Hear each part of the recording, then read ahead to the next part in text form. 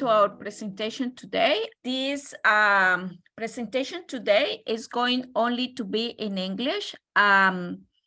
If you prefer to listen to the presentation in Spanish, you can join us on February 22nd, same time. Si usted solo habla español o prefiere la presentación en español, esta va a repetirse el 22 de febrero a la misma hora.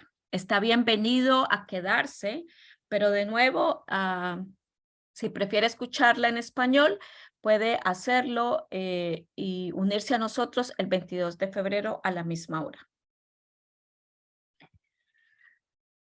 Okay, welcome everyone. Thanks for being here. My name is Diana Gallego. I'm the Senior Director at FCJ Refugee Center. That is an organization that has been opening the doors for precarious migrants for over 30 years. The things that I'm going to talk this afternoon is what we have learned from the experience talking, working, and supporting irregular migrants, non-status and undocumented people. If you have a question, please, you can stop me anytime, or you can probably wait at the end of the presentation. You can write the question in the chat, and I will try to go over those questions at the end of the presentation. Because sometimes you will have a question, but probably I will cover the answer during the presentation. Then you can wait until the end or write in the chat, and I will try to check it out.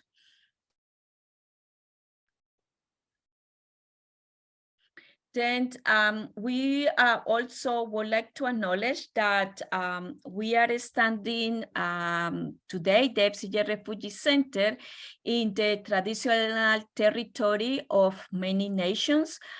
Also, we want to recognize that many of us arrived to this country as refugees, as migrant workers, as an international students, and we want to be part of the reconciliation process in Canada.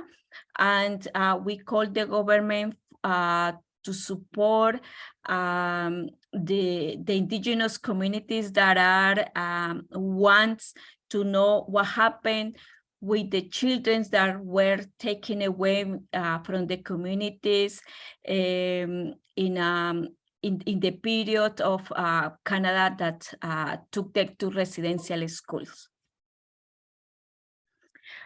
Today, we are going to cover like the pathway to status, but we are going to focus especially on the humanitarian and compassionate application.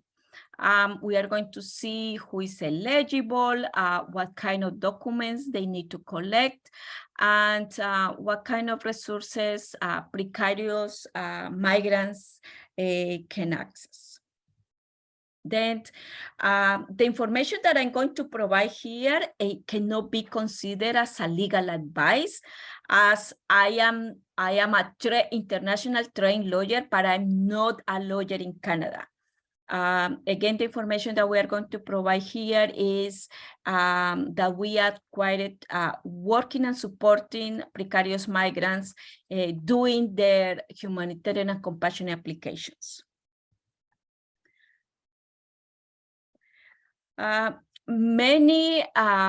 Probably many of you know that the way that anyone can arrive to Canada is through probably a temporary resident permit, either through a study permit or a work permit, or many of others arriving to Canada with just a plain visitor's visa but they after they arrive into the country, some of them will claim protection at the port of entry, either land or any airport, or people will arrive into the country and they will claim protection inland.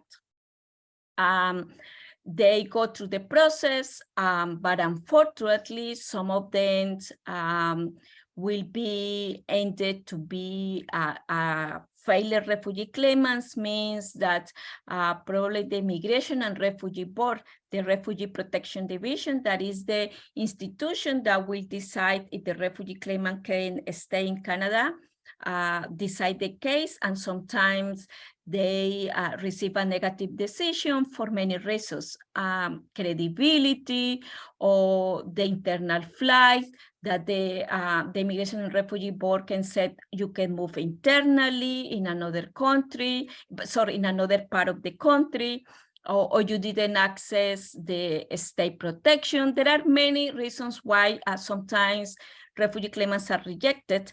Then one remedy that they can access is the Humanitarian and Compassionate application.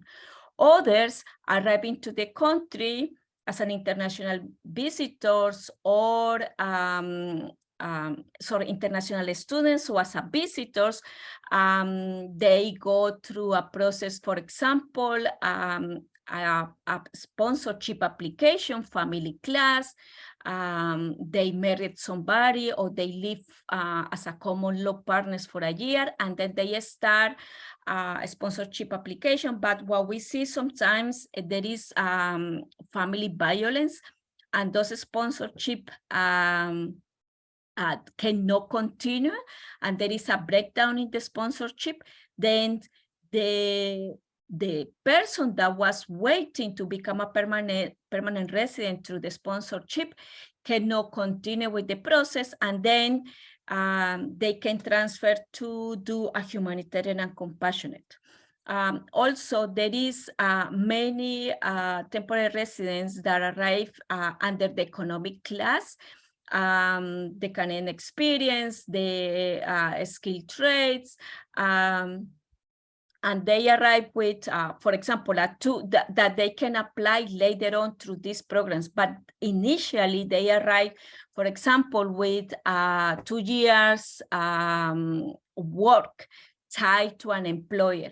And unfortunately, sometimes the employer abuse them, and sometimes they are forced to leave the workplace and they become without status. They lose the work permit. There are some remedies that I'm not going to talk about those today, like, for example, for a abuse worker, there is something that is called open work permit and a TRP for abuse and trafficking in persons, but I'm not going to talk about that. But at the end, because again, those are temporary remedies, at the end, these persons are forced to apply for a humanitarian and compassion application, because it's the only way that probably they will acquire a permanent residency. Then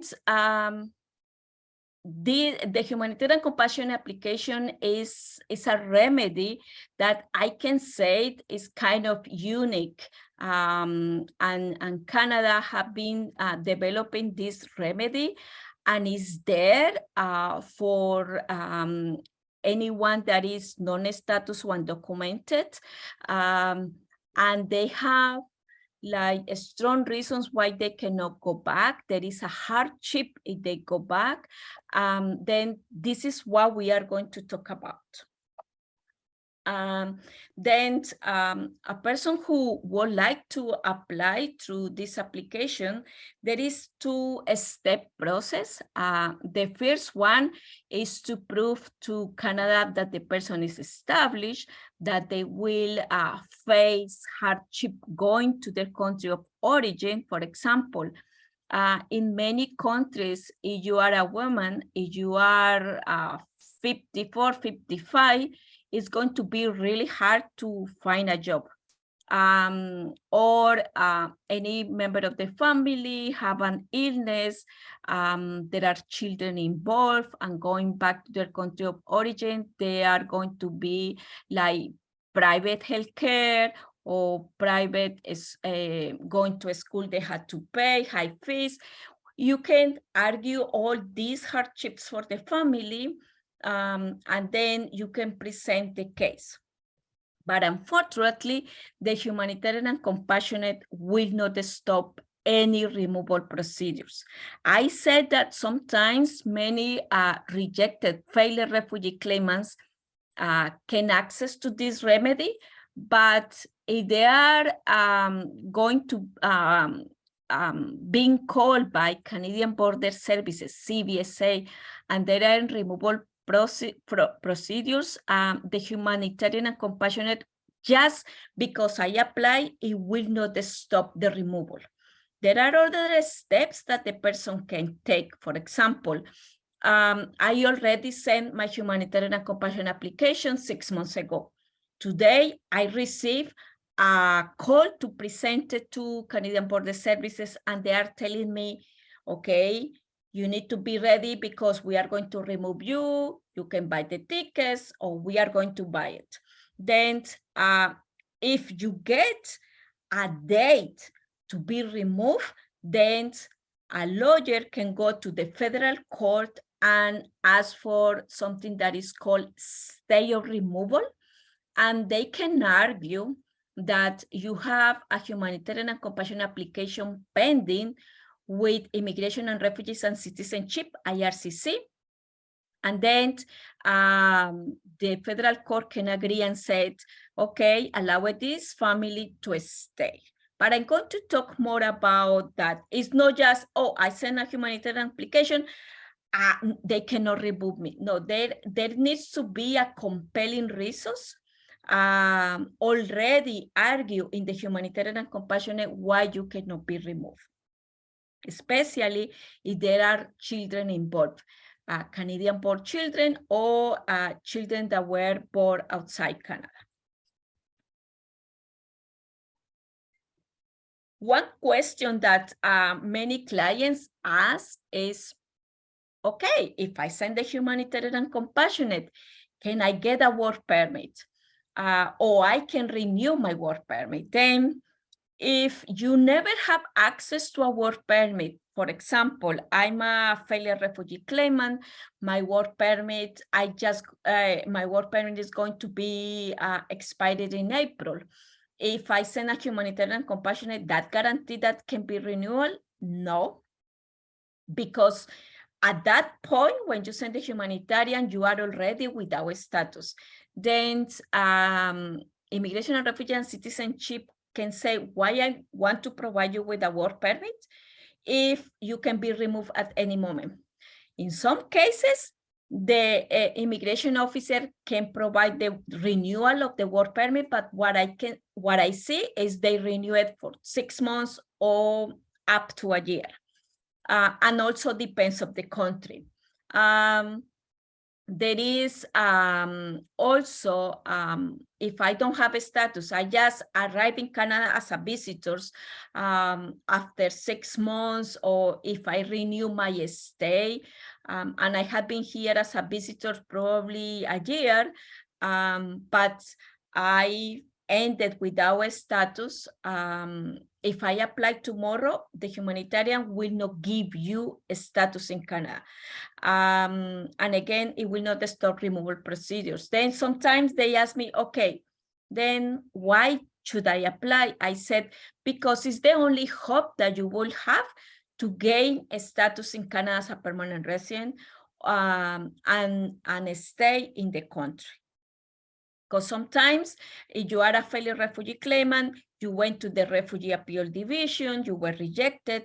If you went to the federal court, you were rejected. And then the last thing for you is the Humanitarian and Compassion application.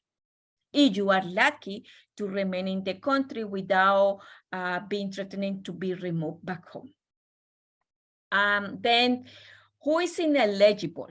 If you are at this moment a refugee claimant and your case was referred to the Immigration and Refugee Board, to the RPD, Refugee Protection Division, you are still waiting for your hearing, you cannot apply. I was rejected. I'm doing my appeal. You cannot apply to the Humanitarian and Compassion application. Then also, there is something that is called the 12 months bar.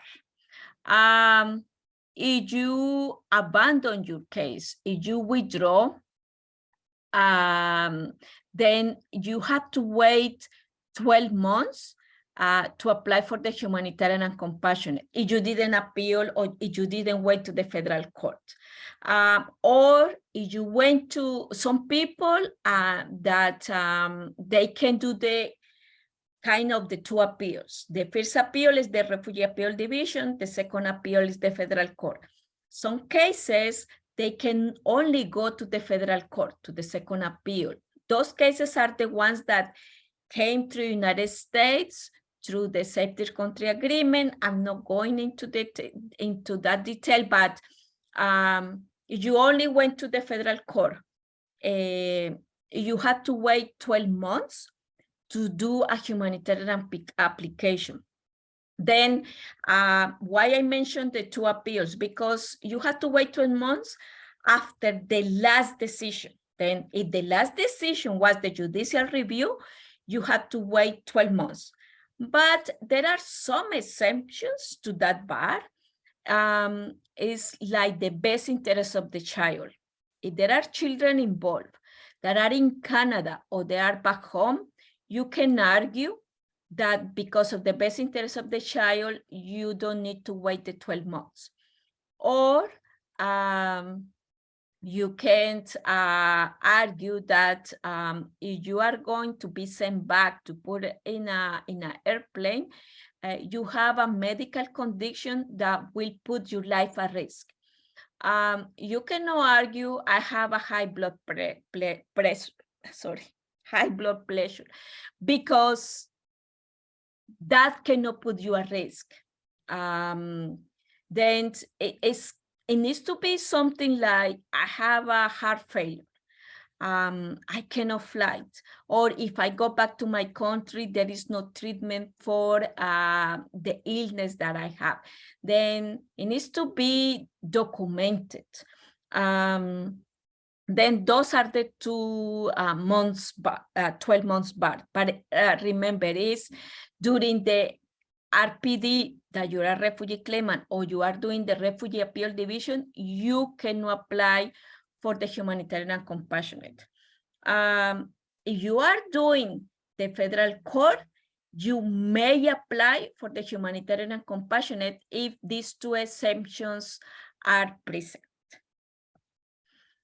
Then, if I'm going to apply, who can I include? Then the principal applicant, the spouse, and dependent children. But they need to be here in Canada. The dependent children are for immigration is those that are less than 22. For example, I'm married, but my spouse and dependent children are back home. Then I need to apply here. If I get approved, then I need to become a permanent resident, and then I can sponsor my spouse and dependent children. They will not receive the permanent residency through the Humanitarian Compassion application with me if they are not in Canada. Okay.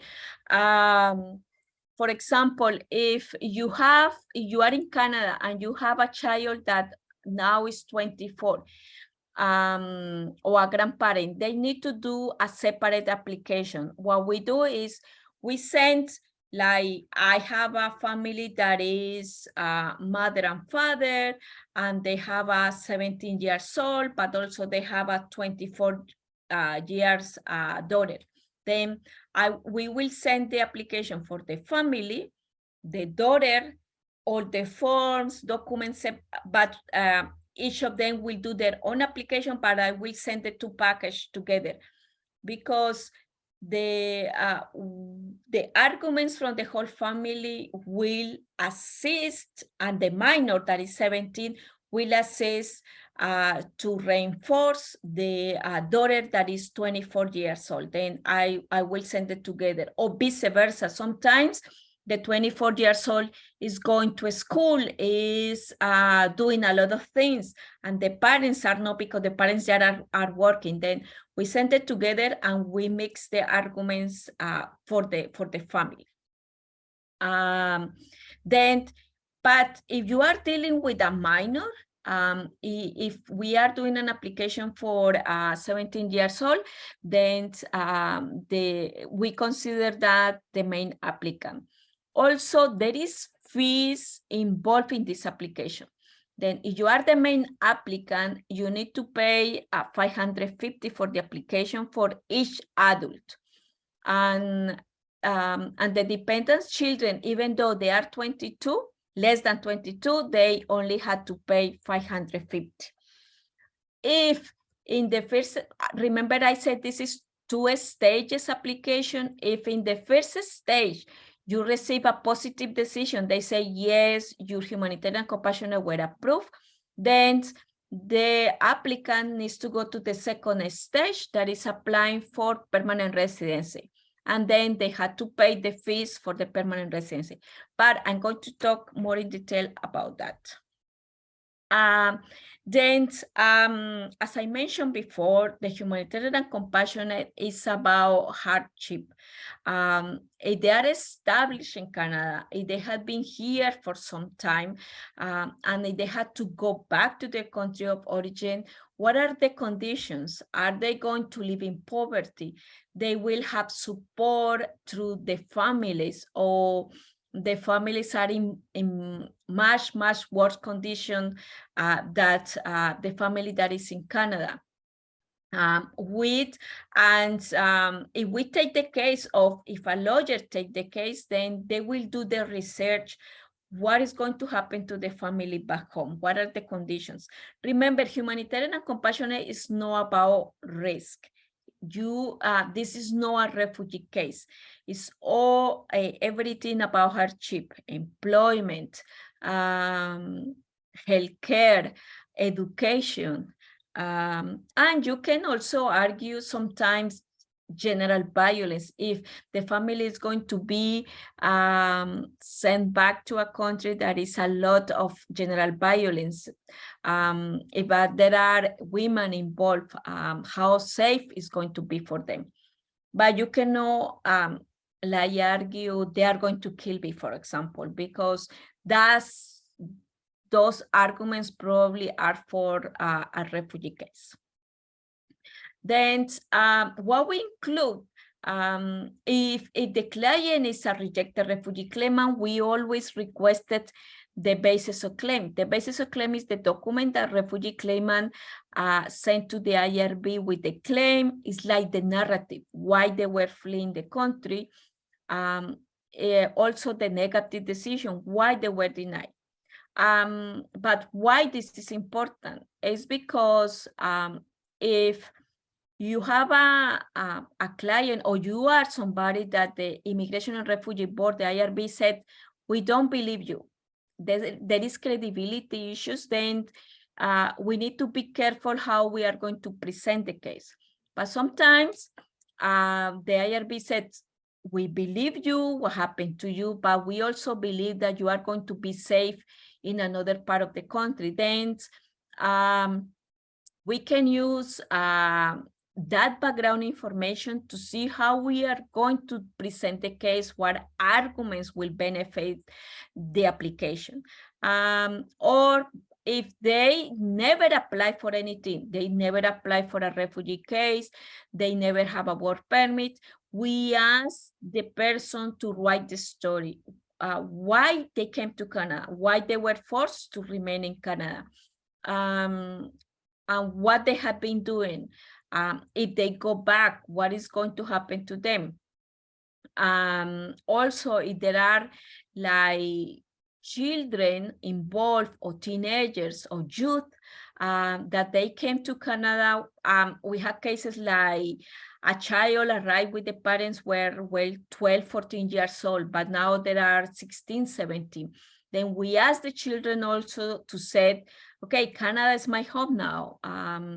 I have this dream to go to university. If I go back to my country, the fees to go to private universities there are very high. I will not be able to go to college, things like that. And all that is very important, and we put it together. Or they face domestic violence, family violence, we can argue all that. Another main thing is establishment.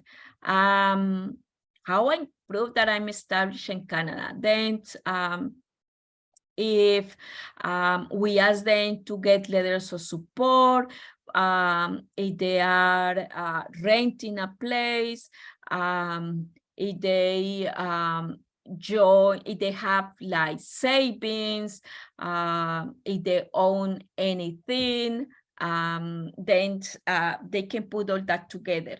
Also, if they are working, if you are going to apply for a humanitarian and compassion, or you have a client, they cannot be receiving Ontario works. They need to be working, because you want to prove the government that they can be independent, that they are able to be financially independent, that they are no, they be able to pay everything by themselves. There is some exemptions, and but that will be case by case. I'm just going to provide an example. We have cases that we have a single mom that was waiting to be a sponsor. She's a survivor of domestic violence. She has a minor, and she cannot work because she cannot have access to daycare because she's without status now. She is very traumatized. She's living in a shelter. Then with those cases, you can argue that that person cannot go to work, because who is going to take care of the child? She's receiving counseling. She's a survivor. Then in those cases, the person can be in Ontario works. But if you have a family, an individual that there is nothing to impeding them or him or her or they to be out of Ontario works, the recommendation is not to apply if they are on Ontario works. Then sometimes they are working and there is no other way to survive. Sometimes we get clients that come to us and said, I did a humanitarian compassionate and was rejected. And when I read the decision, sometimes the immigration officer will say, okay, I noticed that you have been in Canada for 5 years, but you are saying that you don't work. But I don't see savings in your bank account. I don't see that probably a church or any charity organization is supporting you. I don't see that your family members are paying for you. Then how am I going to believe that you have been living in Canada without working? Then sometimes we said, if you don't have how to prove how you survive, then you need to be clear that, yes, I have been working without authorization, but this is the only way that I survive. And we get approvals for people that have been working without permits. I'm not encouraged to do that, but that's the reality, that people without status, they had to survive and they cannot apply to Ontario works. They will not have that luxury to apply for a support. Then that's the only way. Or I have cases that, for example, I have a grandmother that had been here and they cannot go back. They are the ones who are taking care of the kids, then the son or daughter is the one that says, I'm the one working, and my grandma or my mom is taking care of my children, she is not working. Then in that sense, again, it's case by case. Then, or you can get a job offer. Sometimes I get clients that said, my employer is willing, or I have somebody that owns a company and they're willing to hire me because I have these skills if I get my permanent residency. We get those letters, and then we can add that to the Humanitarian and Compassionate. Did they pay taxes? If you at one point of being in Canada, you were have a work permit, then you have a social insurance number, you did your taxes, then we can use those also to provide that you try to comply with the regulations in Canada. Is any family connection here? Do you have children that were born here? Or as the example I said about the grandparents, have you taken any trainings? Many failed refugee claimants will have this.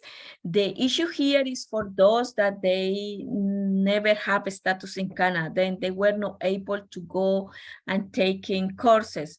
But sometimes I tell them, try to look in the library. If you are in Toronto, you can register to the library. They do some trainings. Try to look for community organizations that they provide trainings and they don't ask for your status in Canada. Then if your children go to a school, try to keep record of sometimes they get certificates, they get a little prize because they did something good in a school. Try to encourage them to do extracurricular things and keep record of all that, because all that together, it can be proof you're established in Canada. Also, we said what you have been doing. Some people will say, well, I just have been surviving. And then the question is, do you have any volunteer work?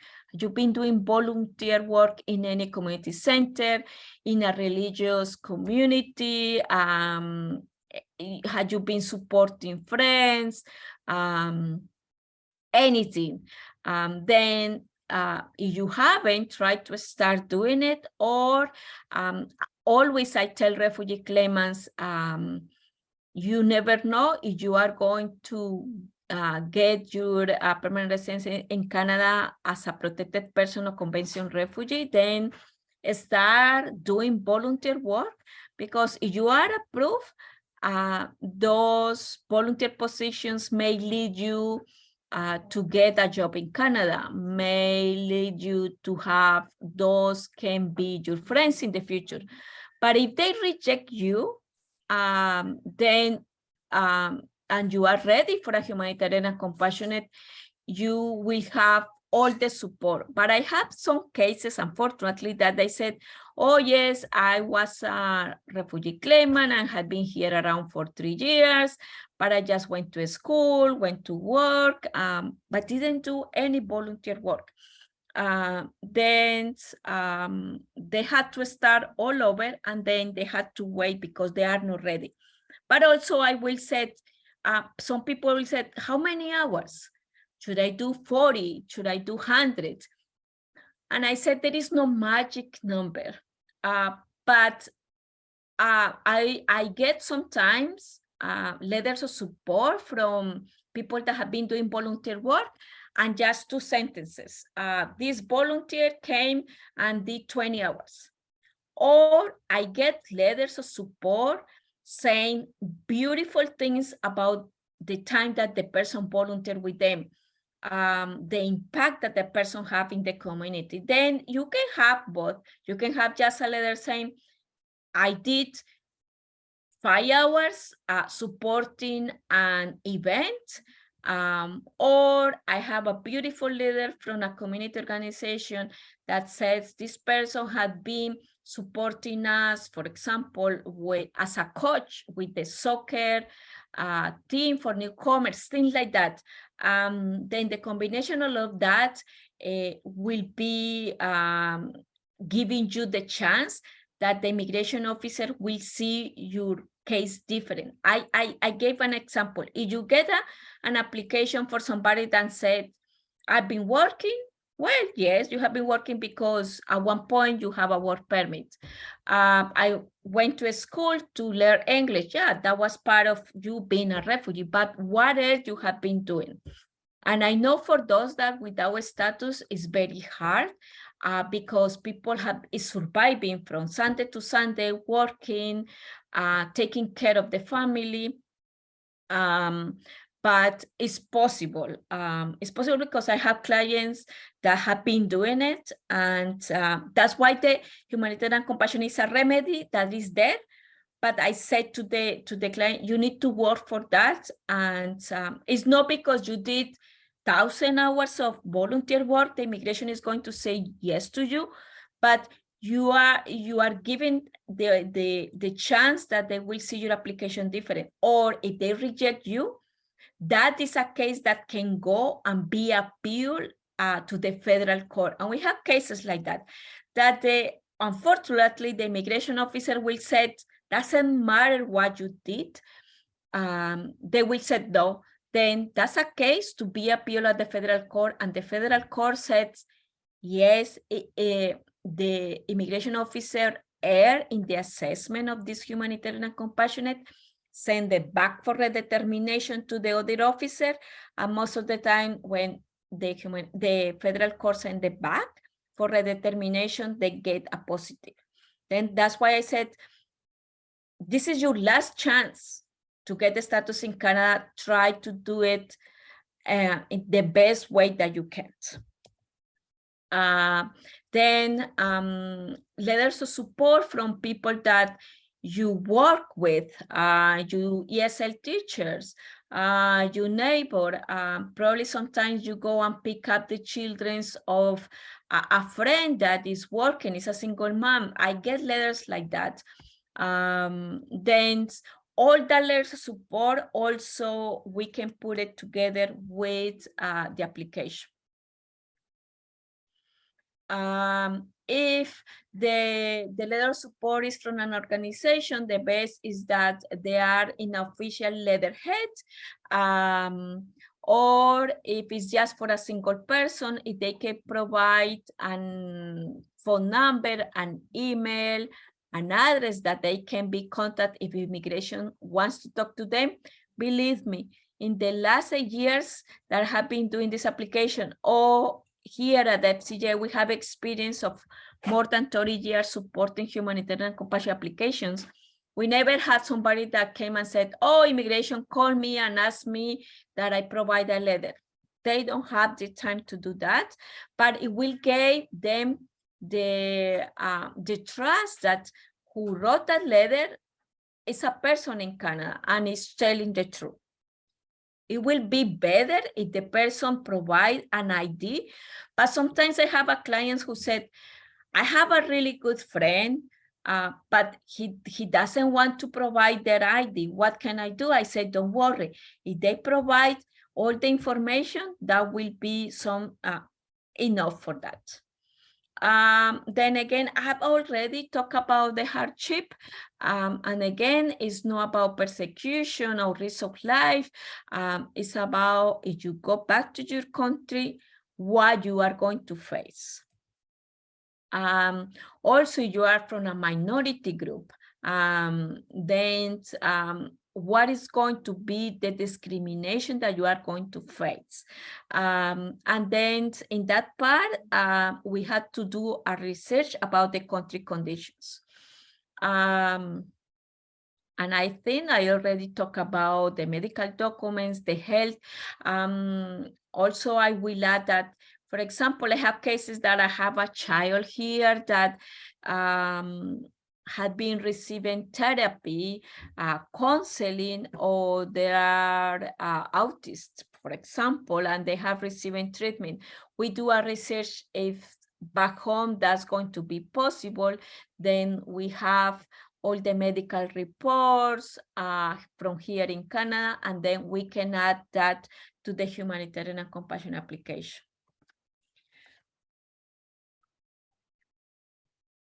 Again, I talk about poverty. If I go back to the country of origin, I have been out of the country for some time. The conditions, the economy is worse. Probably the pandemic affected the country. Then all that can be arguments to do in the humanitarian and compassionate. And the best interest of the child, again, if you have children that were born in Canada or are with you here that were born from back home, or even if the children are outside Canada but you are supporting them, then we can use all that to argue the best interest of the children, how they are going to be impacted. Then we, sometimes I have single persons in Canada and said, okay, if I don't have children, then I don't have a chance. Depends. I have a case that he was a failed refugee claimant, but he used to go to a mosque, and he was providing classes to children, and he was able to talk to the parents of the children.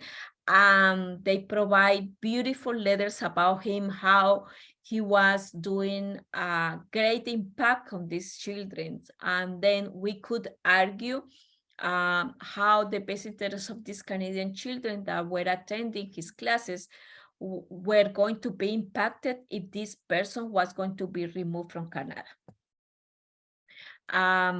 Then this is the part, if you have a lawyer doing the humanitarian, they will check everything about the country of origin and add it to the humanitarian and compassionate. Also, you can go to our website, and we have these guidelines about what kind of documents you should gather and put together. And you can print it, you can share with your friends or with your clients. And sometimes they said, oh, I need all this. No, it's a guide. You should try to gather as much as you can, but you don't need to have each of them, okay?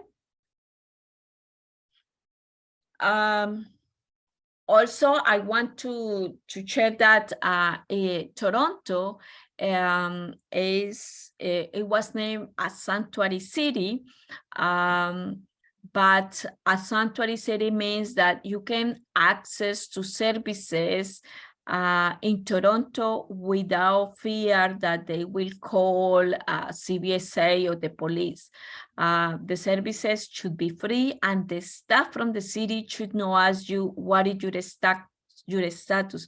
For example, if you want to go to the library, they just should ask for proof of address. That's it. If you want to access recreation services, they should not ask you for your status. Because again, Toronto was deemed to be a sanctuary city that they can access to services. If you want to register your children in a school, the school should not be asked for a status. I know they ask, but if that is happening to you, you can come to us and we can do, we can talk to the school, the staff, and assist you to register the children. These are the kind of also services that we have at FCJ. We have settlement and integration program. We support with the anti-trafficking team. If you have been abused at your place of work, even if you don't have work permit in Canada, you are protected by the labor laws. Then if you are facing anything like this, you can come and we can support you. Then this is the information for us. If you want to reach, we have a WhatsApp number, and this is our main line, and you can follow up us on media. And this is my email address. You can call me, you can contact me if you have any other questions. Then I'm going to stop sharing the presentation, and I'm going to see the questions. Let me see. Okay. Can we see your contact information one more time, please? Yeah, sure. Oh, Carolina, can you send it through the chat? I will ask Carolina. If not, I can show you, because during the presentation I cannot see the chat, but at the end I will put it again. Oh, Carol is going to put it. Yes, Thank I you. will put it. Okay. Okay. Ganu is saying, if you get approved for the agency application, what status do you have? It is permanent residency? Yes. I mentioned that humanitarian is 2 stages process. The first one, the client or the family will receive an email with a letter saying you were approved.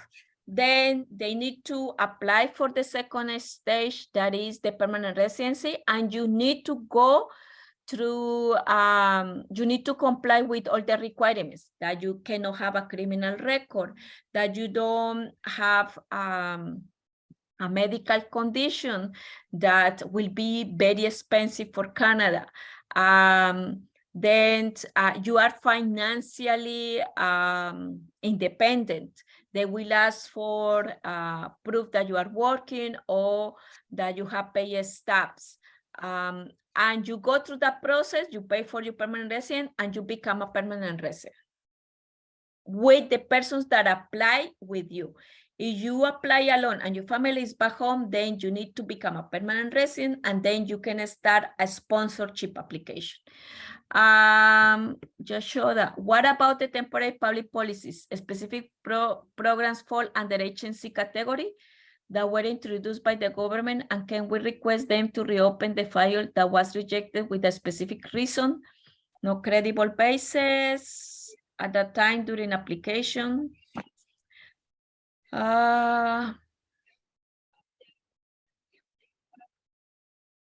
No. Okay. This person is saying that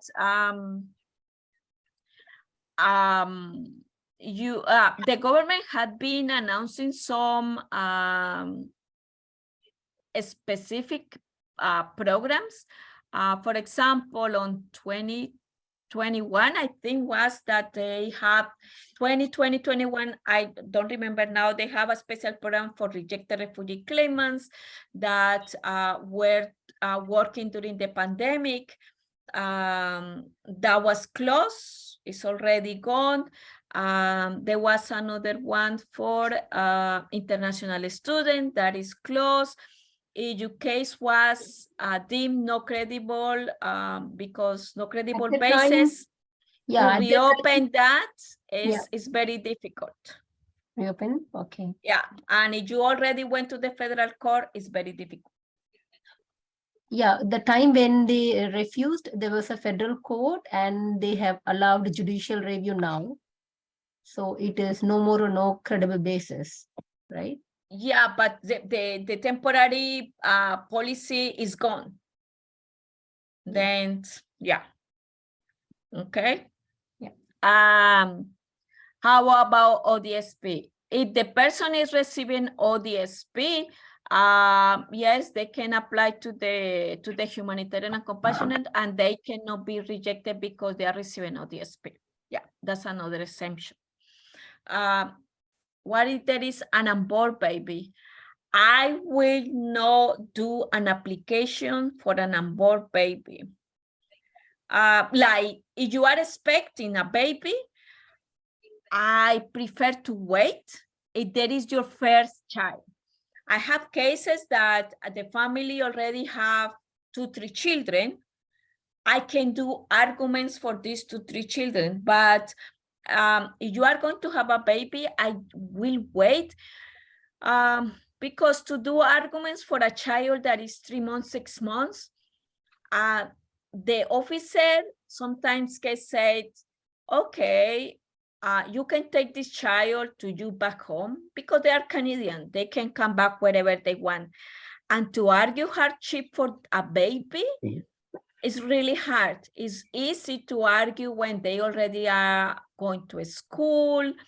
Then there are cases, if the child is 6 months baby, but it have health issues, well, we can use those arguments, but yeah, I will see the composition of the family and why they want to apply.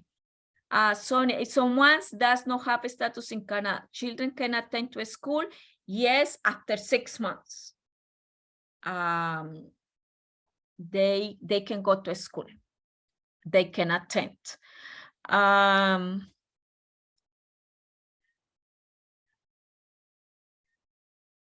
Okay, Yashoda, can you please repeat the determination, like redetermination? Yeah.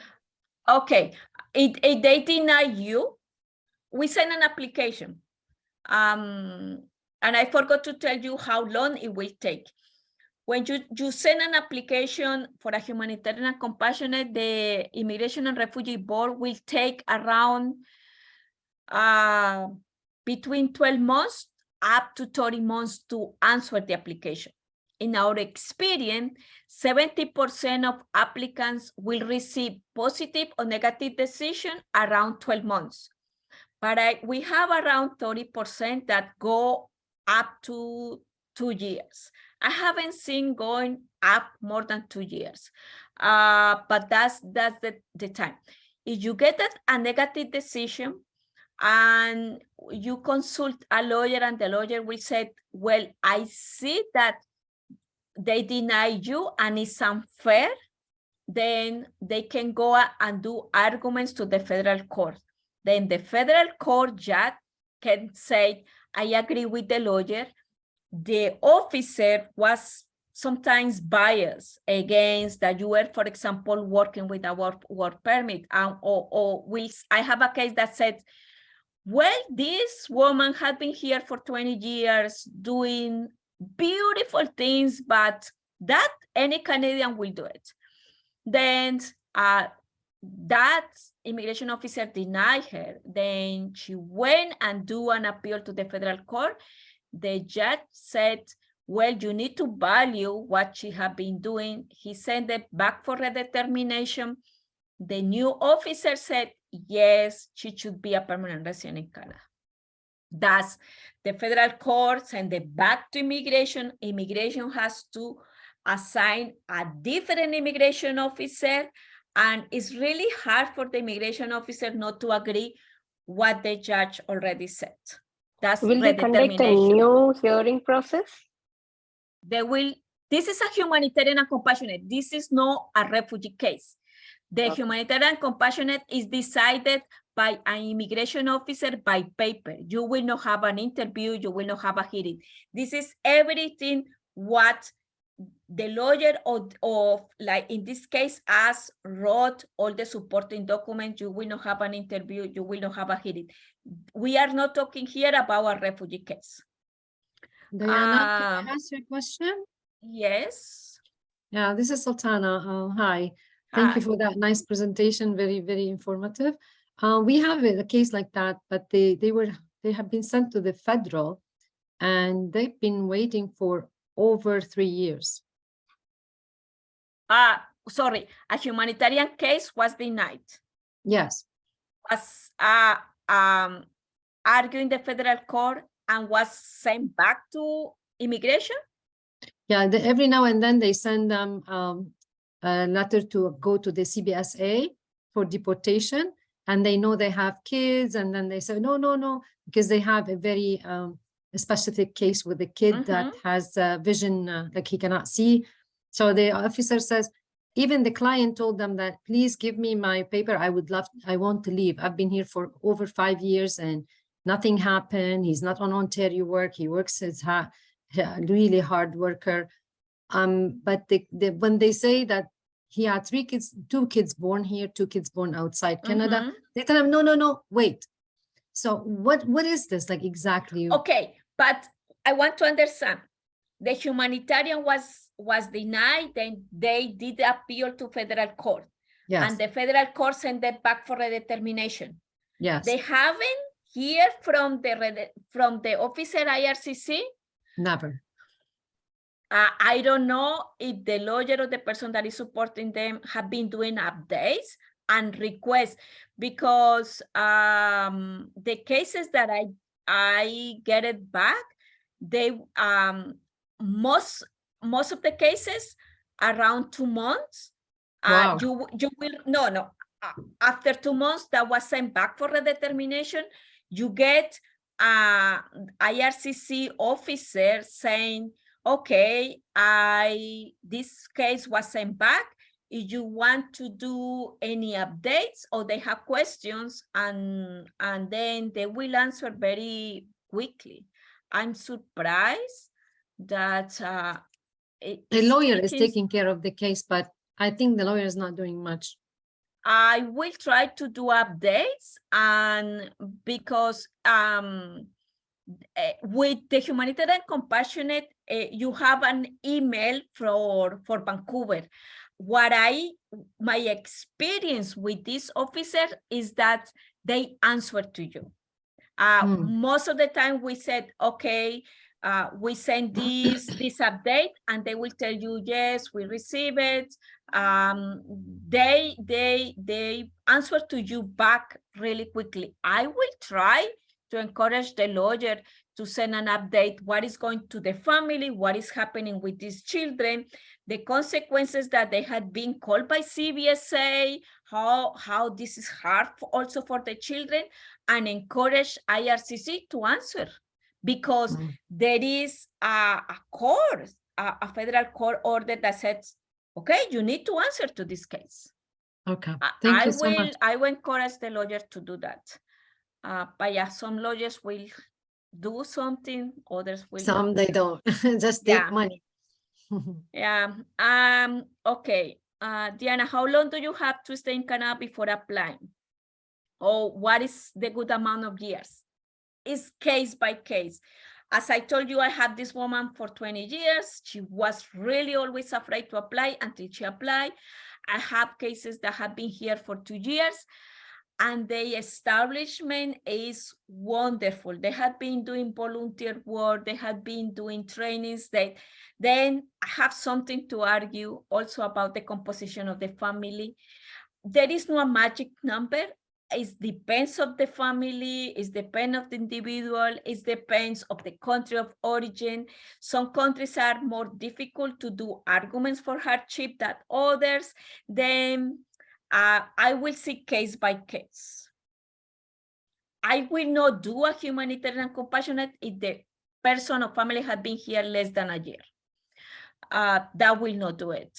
But from a year on, I will assess the case. What is the difference between PRA and Humanitarian Compassionate? The pre-removal risk assessment is an assessment that immigration will see risk of your life, or if you are going to be returned back to a country that you will face torture, because Canada is signatory of the Convention Against Torture and the Convention Against that you can be executed. Then the PRA is, for example, if you are a failed refugee claimant, you do all the appeals, and they call you to be removed. If you are lucky enough to be in the country for 1 year after the last decision, for the pre-removal risk assessment, there is no exemptions. Remember, I told you for humanitarian and compassion applications, there are 2 exceptions, that if there are children or if you are ill, you don't need to wait 12 months. But for pre-removal risk assessment, there is no exemptions. If today I receive my negative decision from the federal court, I to be lucky enough that Canadian Border Services will not remove you in order for me to offer a pre-removal risk assessment. Some clients will come to me and said, oh, I want to apply for the pre-removal risk assessment. I said, no, you don't want to apply for that, because if you apply for that, it's because they want to remove you. You need to wait for Canadian Border Services to invite you and say, okay, we want to remove you, but there is an obligation for them to assess, again, if you are tortured or you can be executed back into your country of origin, then they will offer to you the pre-removal risk assessment, but it can be that you have been here in this country 12 months after the last decision. Sometimes if you are without status, I have clients, I have been here working for 3 years without status. I was stopped by police because I was driving a car. They stopped me. They asked me for my driver's license, but they also came back and said, sorry, you are without status in this country. They called CBSA.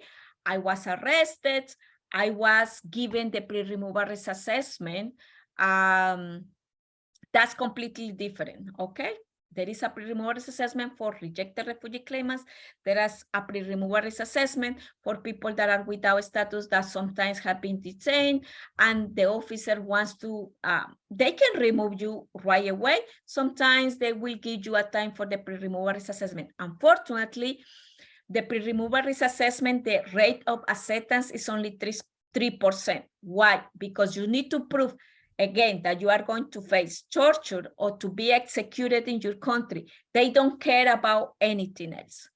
Alex, so for refugee claimants that abandon their case, they still have an option with Humanitarian and Compassionate, yes, but it needs to be a year, and if you abandon your case, you disappear, you are going to present yourself, probably you have a warrant against you. What is happening now, immigration will send a letter with CBSA saying you need to report yourself to CBSA, because if not, your Humanitarian and Compassionate will not continue. We have cases like that. People show up to CBSA and they need to be like reporting every month. But it's case by case. Okay, what is here? Will be best interest of the child count if the children arrive before being 18 and now is over 18. Best interest of the child for immigration purposes is children that are less than 22 years old, okay? I wonder if you kindly share the PowerPoint. Yes, Carolina will send the PowerPoint to the participants. Can we do the application for refuse if we have more than 2 years without status? Again, the time is case by case. Okay. Joy, if you get approved for a permanent residency, can you apply to sponsor a family member who is already here in Canada? You can only sponsor a spouse and children or your parents. That's it. You cannot sponsor anyone else. And depends on the status that they have. Is regularization for all happening? Okay. The minister, the Prime Minister Trudeau gave a mandate letter to the Minister of Immigration last year. When a new minister enters to do their job, Trudeau will say, I want you to focus on this. One of the mandates is saying, we recognize that in Canada, there are people without status or rejected refugee claimants. We want to do something. Then they have been talking and talking that they are going to do a regularization program. supposedly was going to be announced in October, then they said November, then they said January, now we are February and nothing. We know that they are in conversations that probably is going to be a regularization program, but we don't know it is going to be for everyone. Organizations like us, we are asking the regularization program should be for everyone, especially during the pandemic, those that keep the economy running, exposing themselves, working in grocery store, cleaning hospitals. Most of them were irregular without status. Then we are asking to regularize everyone that is in Canada right now. We don't know how it's going to be. Probably they can set everyone that is working and they don't have a criminal record, or they will set only for 500 people. We don't know. They promise that they are going to have a regularization program, but we don't know when it's going to be announced. We don't know if it's going to be for everyone.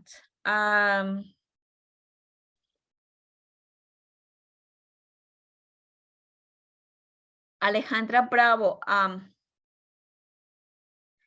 I don't know your question. I don't understand. Jose, according to your experience, how long is it taking to decide the first stage? I said 70% will receive a positive or negative decision 12 months. 30% will go up to 24 months. Again, how many years? It depends on the situation of the family or client.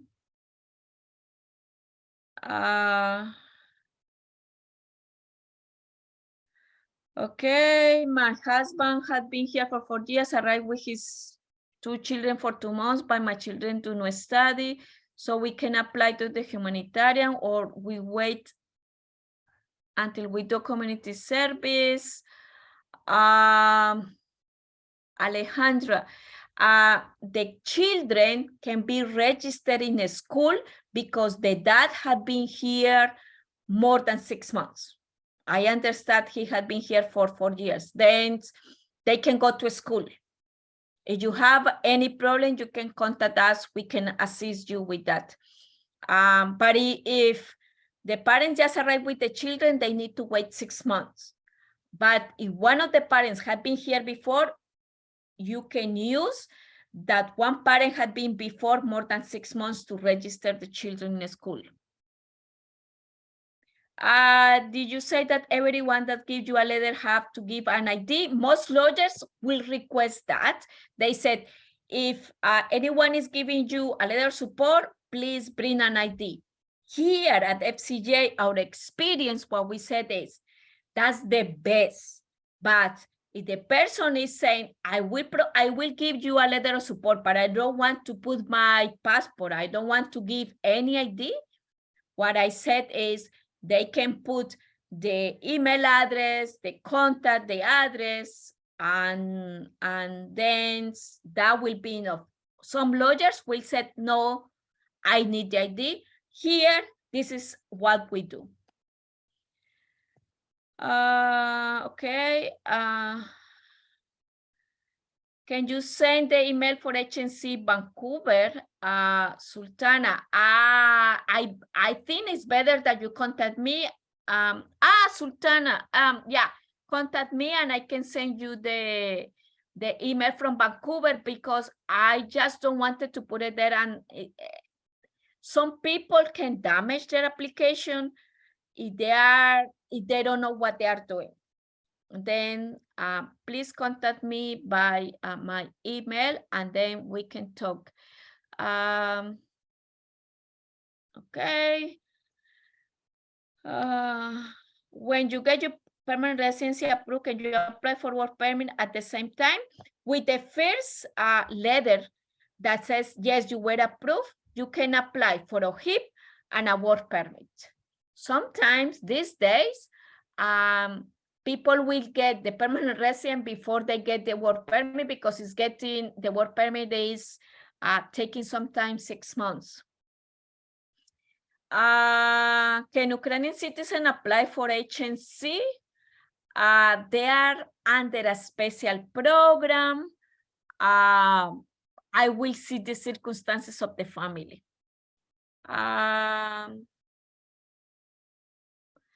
Diana, can we bring complete the package to FGM? Will you help us to apply?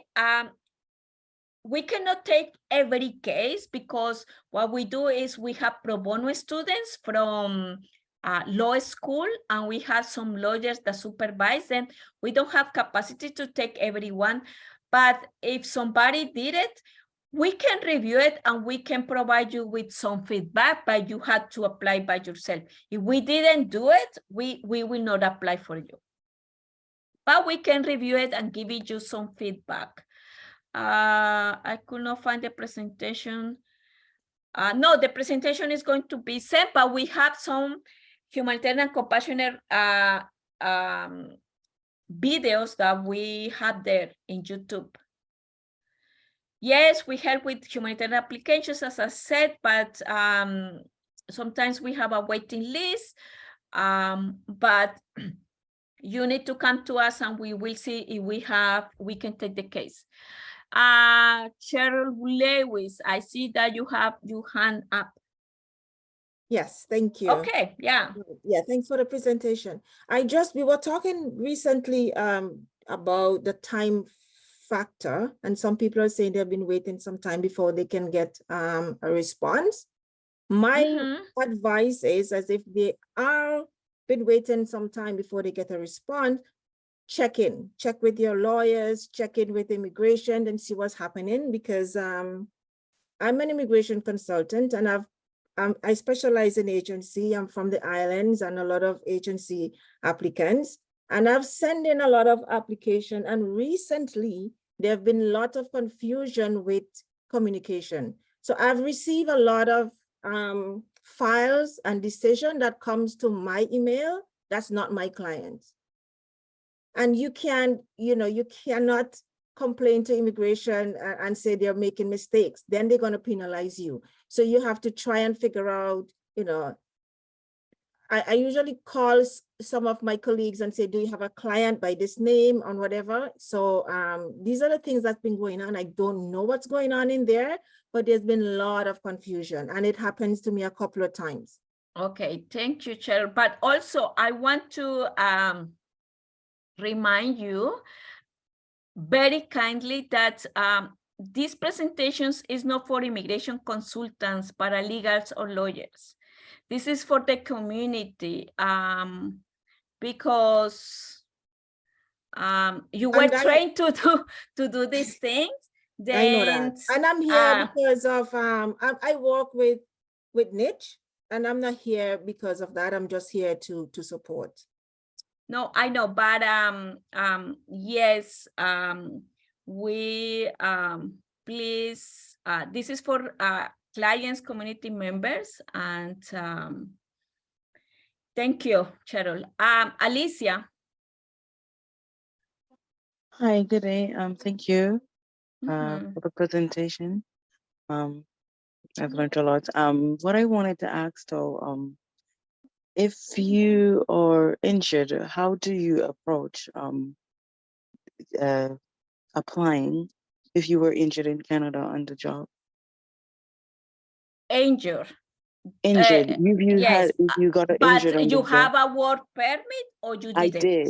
If you did have a work permit and you got injured on the job, and you're not able to work, how? Okay, there is a legal clinic that called YAPCO. I'm going to write it here in the chat.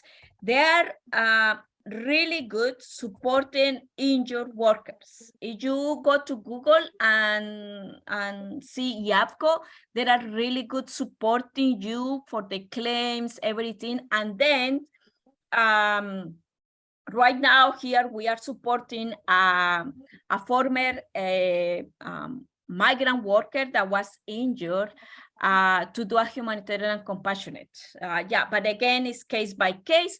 But if you get injured, even if you are without status in Canada, remember that you are protected by the labor laws. And YAPCO is a really good legal clinic that supports injured migrant workers to get a lawyer to go through the process. And then also they can probably you will be, even if you are without status in Canada, you can apply to legal aid and you can get a lawyer to do your humanitarian and compassion application, okay? Sometimes we don't have the capacity to do all the humanitarian and compassion applications, but if the person may qualify for legal aid, we assist the person to apply to legal aid and we are able to find a lawyer that will do the humanitarian case for you through legal aid. Then sometimes YAPCO support you guys, former injured migrant workers that injured in the workplace to find a lawyer, or we can try to take the case. Thank you. Okay. I add the link at the chat box. Thank you. Okay. Also, MDC, can HNC be your first application? Yes. That's the remedy for people that had been without status in Canada for many years. That's your first application, is no problem. Okay, but I think I missed an Afghan national who is also citizen of Ukraine would like to apply for an agency. Can he do it? Again, I think so, yes. Because the situation that is going in Ukraine and Afghanistan, but I will see how they arrive here. Because if they are with a work permit, probably there are other ways to gain permanent residency after they gain experience here. This is a new program, how Ukrainians came here. Then I think it's best to talk to a lawyer or come to us and talk about the specific case, okay? Because probably there is other remedies for them available through economic programs. I have a child who needs a surgery. Will that be a good reason to stop a removal order while we are waiting for humanitarian application decision? I think so, depends on the surgery, but you need a lawyer to go to the federal court to do a stay or removal, or also there can be something that is called administrative deferral, but the administrative deferral is only up to 90 days. Then if you want to stay here until you wait for the humanitarian application, it's better to go to federal court, but for that you need a lawyer, and depends on the surgery, and because it's, yeah,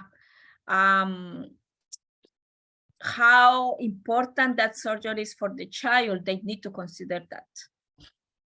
Hi, I have a question. Okay. I have more than 4 years here, and I was talking with some friends, and they told me like maybe I can do the refuse, but they say because before I didn't, because I was waiting for my daughter. I had daughter in other country, and she's coming in few months. So I didn't before, because if something happened with her in my country, I wanna be okay. back. So, we are talking here about humanitarian and compassionate. That is my question, because I don't know what is the best option for me. Okay, then, Jessamari, it's better that you call me, or if you are close to Toronto in the GTA, on Mondays, we do intakes for everyone that would like advice. You can come Mondays from, we start seeing people 10 in the morning until 3 p.m., but people arrive here early. You can come, or you can call and book an appointment with me, and we can talk about your case and your options, okay? Okay, thank you so much. Okay, then I think that's 1 hour and a half, almost 1 hour and a half. Thank you so much for the questions. And Carolina, my colleague, thank you to her because she has been supporting us during this presentation. She will send also the presentation. And okay, thank you everyone and have a nice day.